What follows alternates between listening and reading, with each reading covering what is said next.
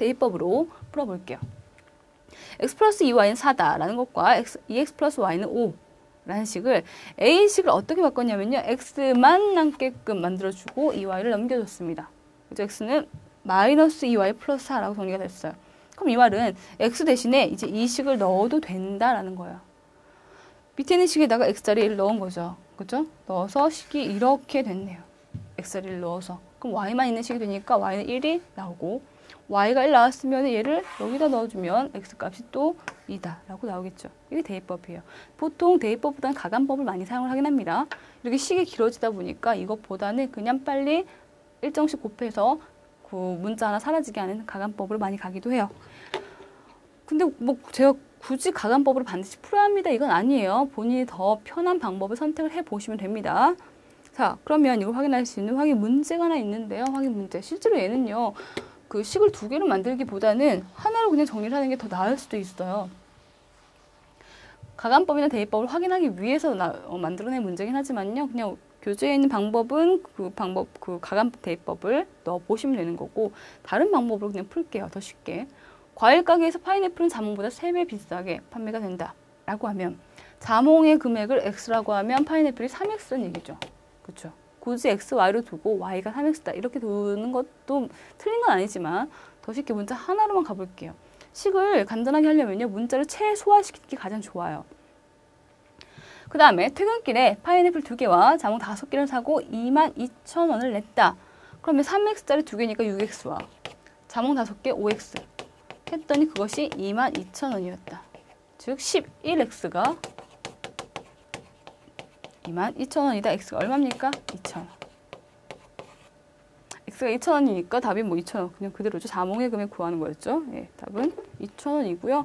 y는 3x다라고 두는 것도 나쁘진 않습니다. 근데 그 과정 확인하기 위한 거였고 실제 문제는 이렇게 푸는 게 더 좋을 것 같아요. 자, 밑에 방정식에 대한 우리 다양한 공식들을 좀 살펴보도록 하겠습니다. 제일 첫 번째 농도에 대한 내용이죠. 농도. 물론 농도에 대한 공식을 모르시진 않을 거예요. 그런데 단순하게 암기하려고 하지 마시고요. 한번 이해를 해보시면 머릿속에 더 쉽게 들어오거든요. 농도라는 것이 뭐예요? 농도라는 것이 이 소금물에 소금이 얼만큼 들어있는지를 알고 싶은 거예요. 예를 들면 이 소금물이 10%짜리가 있고 또 다른 20%가 있습니다. 뭐가 소금이 더 많은 거예요? 20%가 소금이 더 많은 거죠. 그렇죠?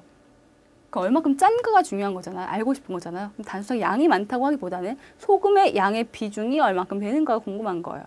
그러면 내가 알아내고 싶은 것을 분자값에 적고 그걸 위해 존재하는 전체 양이 분모값에 있는 거죠. 그죠? 항상 그런 겁니다. 전체는 분모에 그리고 내가 알고 싶은 거, 궁금한 거, 목적이 되는 것이 분자값에 올라가요. 그럼 소금 무량분의 소금량이고 농도는 퍼센트잖아요. 그러니까 100을 곱할 수밖에 없는 거고 이렇게 가는 거예요. 자, 그러면 두 번째 공식이 하나 더 있는데 소금의 양 구하는 공식이에요. 소금의 양. 이것이 사실은 훨씬 더 많이 사용이 돼요. 소금의 양은 소금 무량 곱하기 100분의 농도. 100분의 농도 곱하기 소금. 이게 더 쉬울 거예요. 100분의 농도 곱하기 소금물. 100분의 농도 소금물. 100분의 농도 소금물. 한 3번 읽어보시면 머릿속에 들어올 겁니다.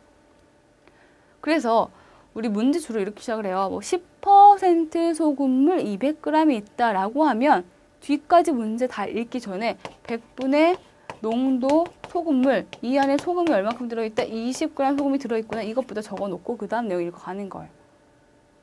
이 소금량 구하는 이 소금의 양이 문제를 푸는데 사용이 안 될 수가 없다는 거죠. 100분의 농도 소금물로 소금 양부터 구해놓고 나서 그 다음 내용 이어가시면 됩니다. 자, 농도는 전체 양분의 내가 알고 싶은 거 곱하기 100이니까 소금 무량분의 소금양 곱하기 100인 거고 소금양은 물론 위에 있는 식 갖고 변형을 시켜놓은 거긴 한데요. 100분의 농도 소금물로 암기하시는 게 아마 더 편할 거예요. 그럼 문제 하나 볼게요. 농도가 8%인 소금물 300g에 자, 끝까지 안 읽습니다. 여기까지 먼저 해줘야 돼요. 100분의 농도 소금물 얼마? 24g 있구나 라는 것부터 먼저 적어주고 그 다음에 물을 첨가했더니 농도가 6%가 되었다. 물 얼마인지 모르겠네. Xg. 그거 뭐라고 했어요? 6%가 됐대요. 그럼 농도 관식 뭐라고 했죠? 전체 양 이만큼이고 구원구만 소금량 24g 구해놨네요. 물만 첨가됐으니까 소금 24g 그대로 있어요. 곱하기 100 했더니 그 농도가 6이었다 라는 겁니다. 양변에 이거 곱해주면 없어지겠죠.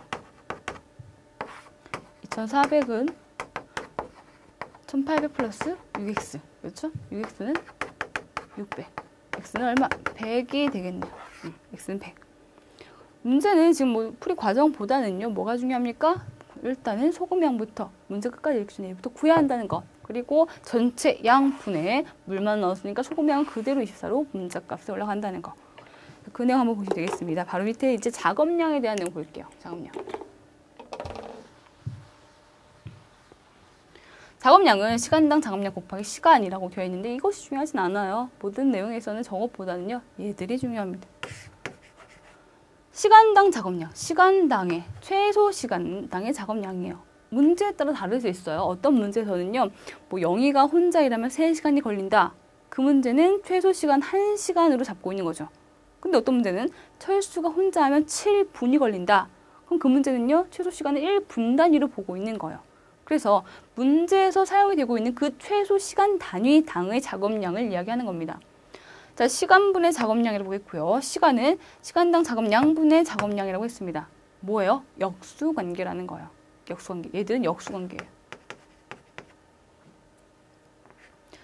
자, 그래서 아래 예를 보시면 그 위에 있는 내용이 좀 말이 이해가 어렵다 보니까 한번 간단하게 풀이해놓은 것들이거든요. 전체 작업량을 1, 지미가 작업을 마치는데 걸린 시간은 A라고 하면 지미의 시간당 작업량은 A분의 1이다 라고 했습니다. A분의 1이다. 그럼 지미가 혼자 하는데 걸린 시간 얼마라는 거예요? A시간 걸릴 것이다 라는 얘기예요. 시간과 작업량은 역수관계라고 했으니까.